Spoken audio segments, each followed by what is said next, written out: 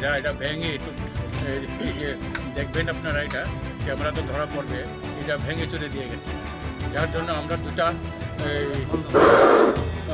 মণ্ডল 41 আর 42 আমরা 4টা পঞ্চায়েত নিয়ে আজকে এখানে জমা দিয়ে এটা বিক্ষোভ অসংখ্য ধন্যবাদ বিক্ষোভ মিছিল করছি তীব্র মাত্রার বিরুদ্ধে।